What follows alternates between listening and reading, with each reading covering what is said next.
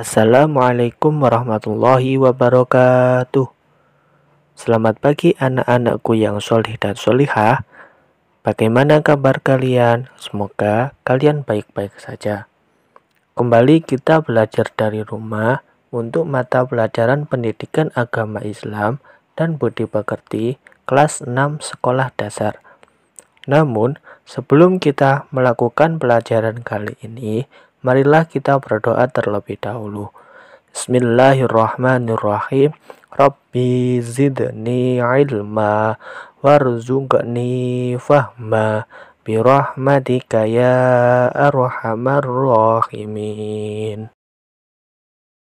Nah, anak-anakku yang solih dan solihah, untuk mata pelajaran pendidikan agama Islam dan budi pekerti kelas 6, materi selanjutnya yaitu tentang menerima makna qada dan qadar. Anak-anakku kelas 6, masih ingatkah kalian tentang rukun iman? Kalau masih, ada berapa rukun iman itu? Dan rukun iman kepada qada dan qadar Allah itu terdapat pada rukun iman yang keberapa?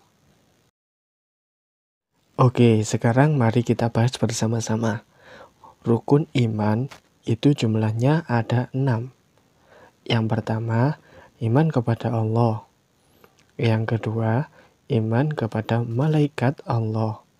Yang ketiga, iman kepada kitab-kitab Allah.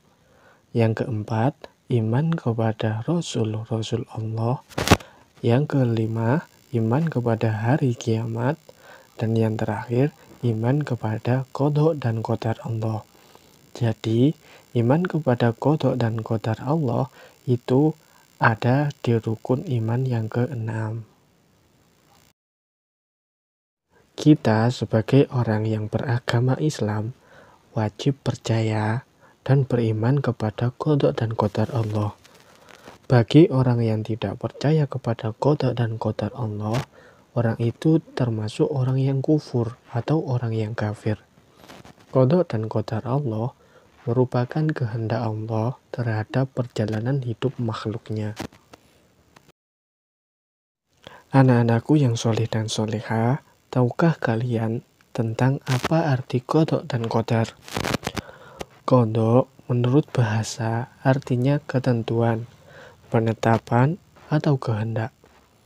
Qada menurut istilah artinya ketentuan Allah terhadap makhluknya yang berhubungan dengan nasib makhluk tersebut, seperti nasib baik atau buruk, hidup senang ataupun susah, sehat ataupun sakit, dan lain sebagainya, yang tertulis sejak zaman azali di Lauhil Mahfudz. Lauhil Mahfudz artinya suatu tempat dicatatnya semua takdir kehidupan manusia yang sangat tersembunyi dan hanya Allah yang mengetahuinya. Sedangkan zaman azali artinya zaman roh atau zaman sebelum Allah menciptakan segala sesuatu yang ada di bumi ini.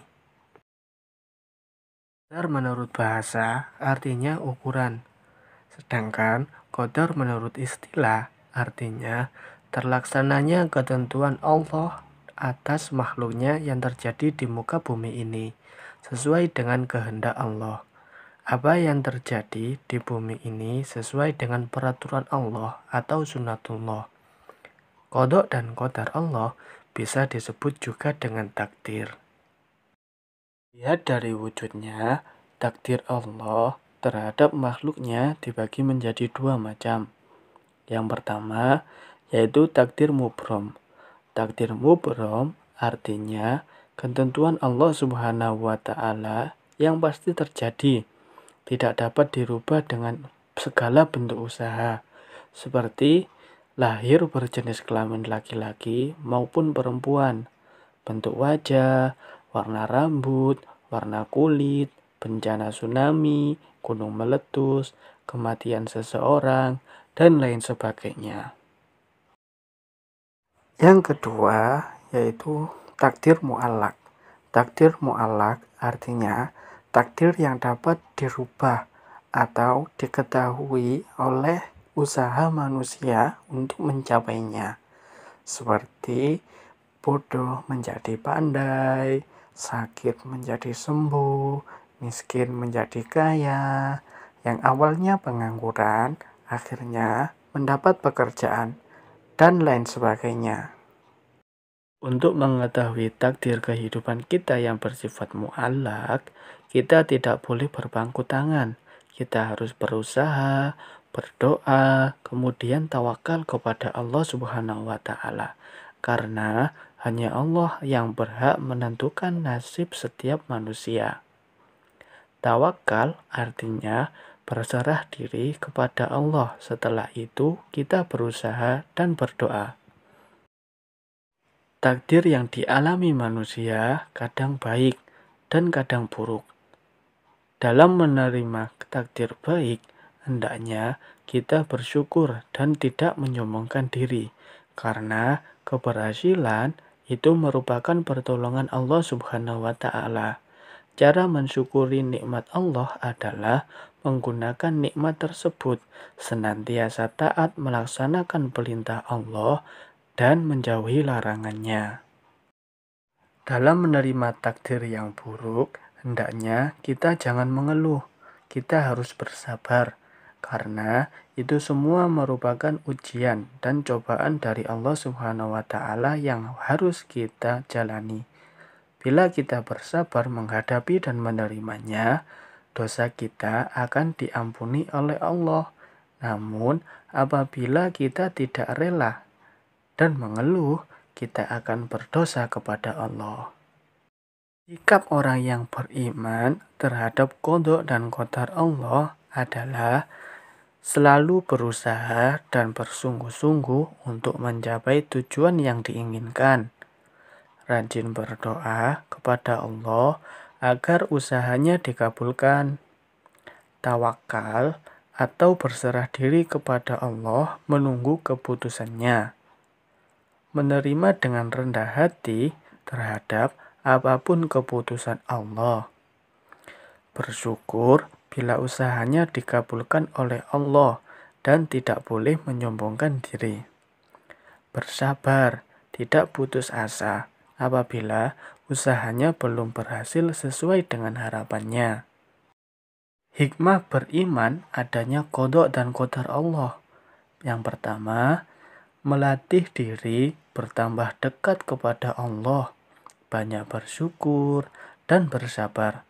Yang kedua, melatih diri terus giat berusaha, berdoa dan tawakal kepada Allah. Yang ketiga, melatih diri untuk menghindari rasa was-was, rasa takut, dan rasa khawatir. Yang keempat, menjauhkan diri dari sifat sombong dan memiliki sifat rendah hati. Yang kelima, tidak mudah bersedih bila terkena musibah. Yang keenam, hati menjadi tenang dan rela menerima apapun keputusan Allah. Nah, anak-anakku yang solih dan solihah, itulah tadi sedikit materi tentang tema menerima makna qada dan qadar. Semoga apa yang kita pelajari bermanfaat bagi kita semua. Sampai jumpa di video pembelajaran selanjutnya. Tetap semangat belajar, berdoa, dan beribadah. Saya akhiri. Wassalamualaikum warahmatullahi wabarakatuh.